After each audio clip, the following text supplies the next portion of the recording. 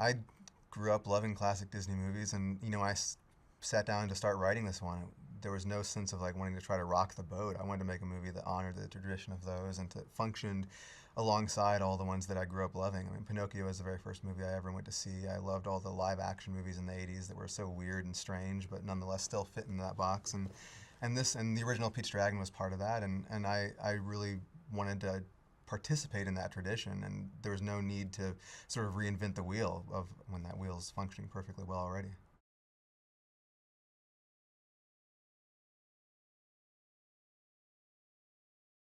Elliot is sort of a fulcrum upon which Pete's story can pivot.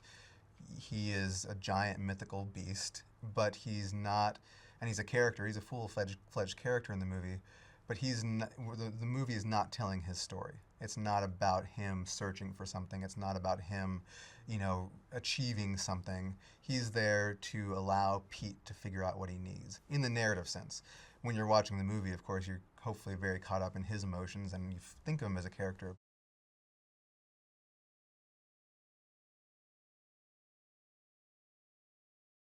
Well, the film begins in the Pacific Northwest in an unspecified time period somewhere in the recent past. And it begins with a little boy getting lost in the woods. And he's lost, separated from his parents, and he meets a dragon. And we fade out, fade back in 8 years later, and he's been living in the woods with a dragon ever since we last saw him. And it's about his discovery of the world around him and his gradual realization of where it is in that world that he belongs.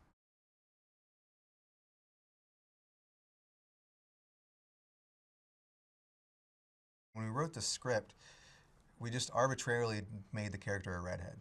That was just something we put in the script, and it stuck. And we started to think, who would be the right actress for this part, and I instantly thought of her. When I went to the studio, with my lookbook of images, I had her picture there for an example of who would be great to play Grace, and it was as simple as sending her the script. There was I didn't have to luckily put on a dog and pony show.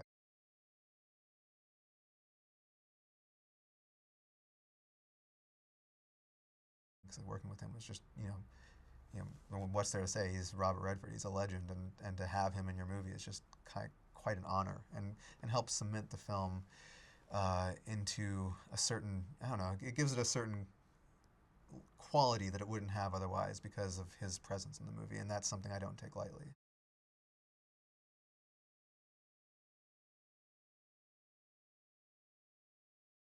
New Zealand was the perfect place to film Pete's Dragon because it feels timeless in the same way that the movie does. It doesn't feel like it belongs to any specific era. You can walk outside, walk 50 feet down the road, and feel like you're in the middle of a forest that's been around since the beginning of time.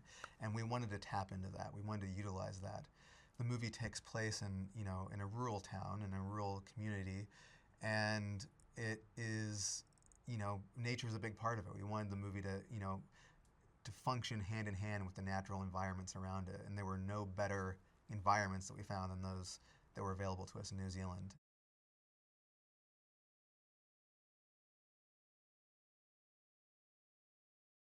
I loved Tapanui in the South Island. I think that was my favorite. I loved going to that little town, I loved the way the town welcomed us and the way we became, it almost felt like honorary citizens for the month that we were there.